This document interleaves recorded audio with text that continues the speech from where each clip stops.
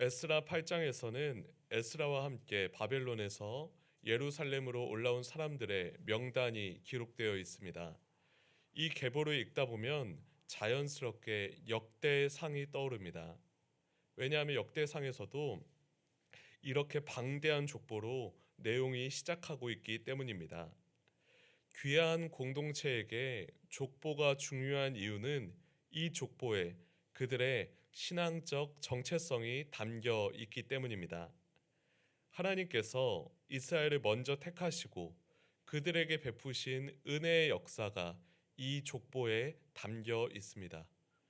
비록 이스라엘 백성이 하나님의 뜻을 떠나 하나님의 심판을 받고 또 바벨론의 포로로 끌려갔지만요. 그들을 향한 하나님의 선한 계획은 소멸되지 않았습니다.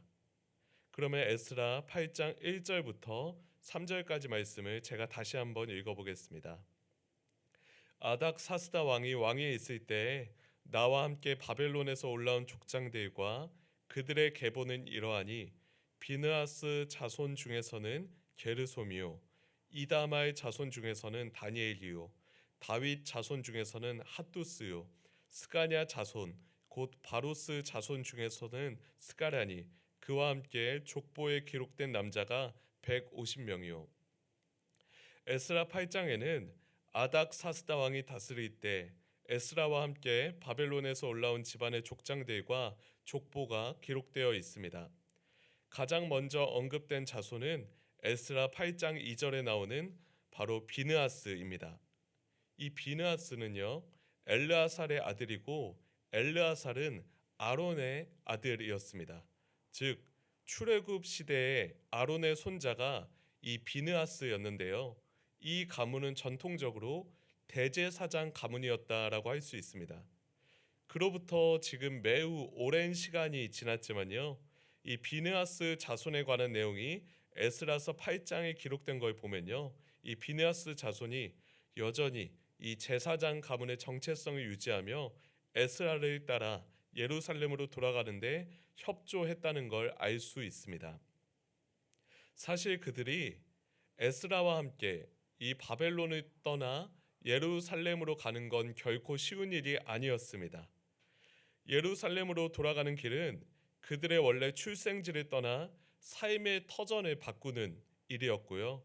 이방인의 위험과 광야의 위험과 강도의 위험을 감수해야 하는 일생일대의 모험이었습니다.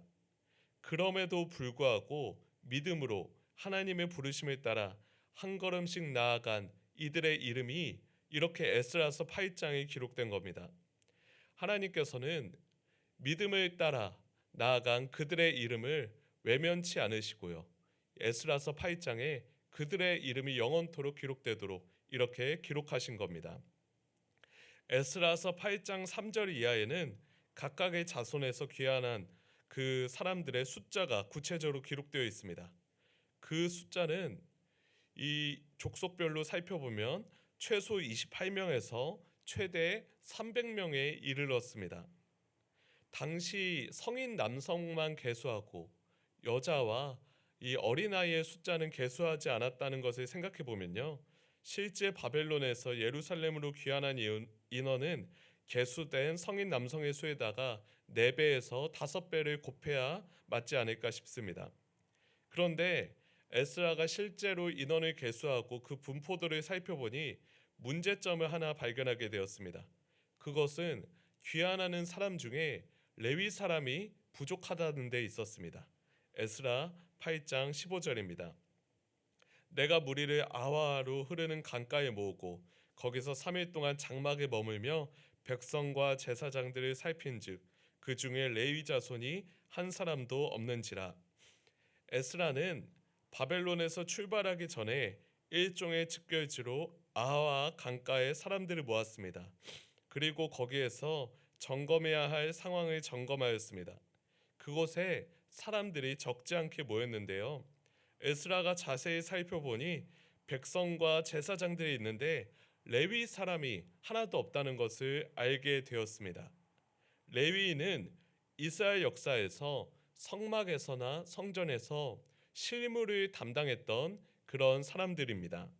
예를 들어 제사장이 성전에서 실질적으로 제사를 수행하였다면 레위 자손은 이 제사장이 성직을 잘 맡도록 지원하고 도와주고 서포트하는 역할을 맡았습니다.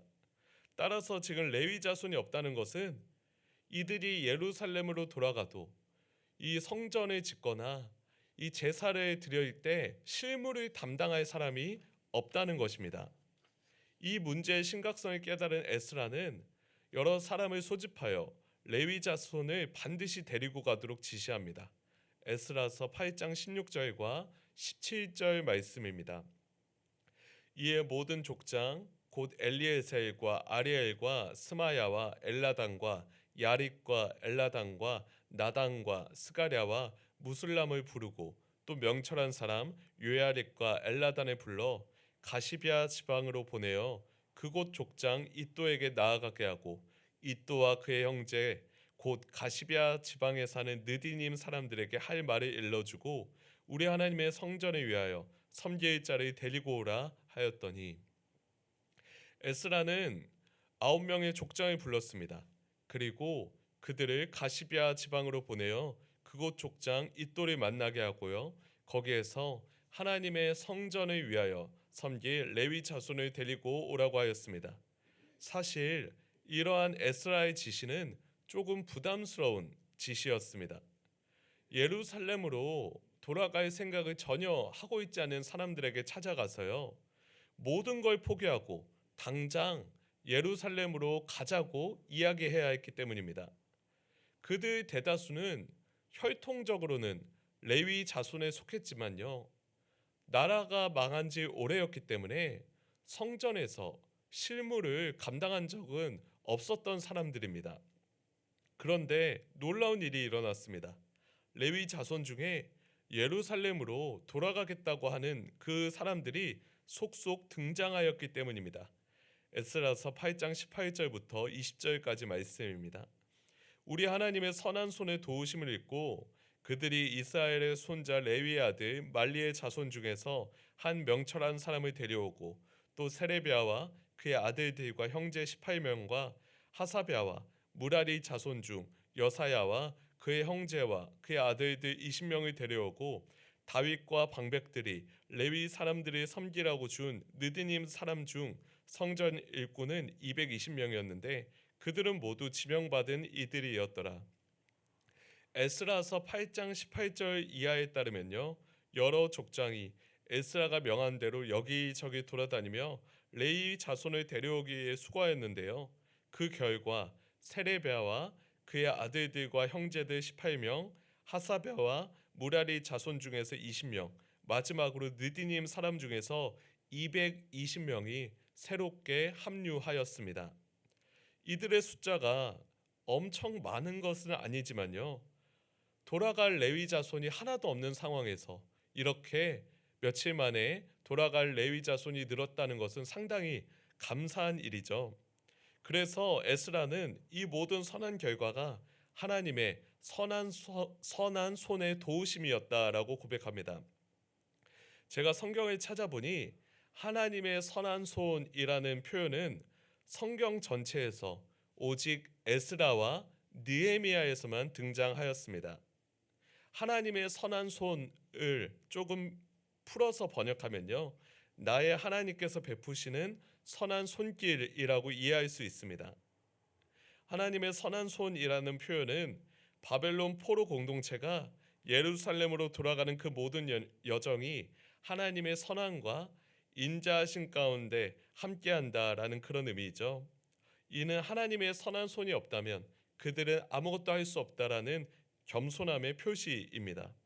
이와 비슷한 구절이 베드로전서 5장 6절과 7절 말씀입니다. 그러므로 하나님의 능하신 손 아래에서 겸손하라. 때가 되면 너희를 높이실라. 너희 염려를 다 주께 맡기라. 이는 그가 너희를 돌보심이라. 베드로전서에서는 하나님의 자녀들을 향하여 하나님의 능하신 손 아래에서 겸손하라. 때가 되면 너희를 높이실라라고 이야기합니다. 진정으로 겸손하다면 마음속의 염려를 주님께 다 맡겨야 합니다. 주님께서 그 능하신 손으로 그 자녀들을 돌봐 주시기 때문입니다. 우리는 너무나 연약하여 하나님의 선한 손과 하나님의 능한 손이 절대적으로 필요합니다. 오늘 우리가 살아가는 삶의 자리에서 하나님의 선하시고 능하신 손길이 함께하여 새로운 미래가 열리는 은혜가 있길 간절히 소망합니다. 함께 기도하겠습니다. 하나님 아버지, 오늘 우리가 에스라 8장에서 에스라가 여러 가지 어려움을 만났을 때 하나님의 선한 손을 의지하여 믿음으로 담대하게 준비하였다는 사실을 함께 살펴보았습니다. 주님, 에스라가 레위 자손이 없을 때 하나님의 선한 손을 의지하여 적극적으로 그 레위 자손을 찾고 이 레위 자손과 함께 가기 위하여 노력하였던 것처럼요. 우리 삶에 여러 결핍과 부족함이 있을 때 우리가 거기에 낙심하거나 포기하지 아니하고 하나님의 선한 손을 의지하여 믿음으로 담대하게 구하고 찾고 두드리게 하여 주시옵소서. 우리가 하나님의 능한 손 아래서 겸손할 때 주님께서 우리를 높이시고 우리의 부족함과 연약함을 채우실 줄 믿습니다. 주여, 우리가 겸손하게 기도하오니 우리의 부족함과 결핍을 채워주시고 하나님의 위대하심을 보여주시옵소서. 감사합니다. 사랑이 많으신 예수님 이름으로 기도드렸습니다. 아멘.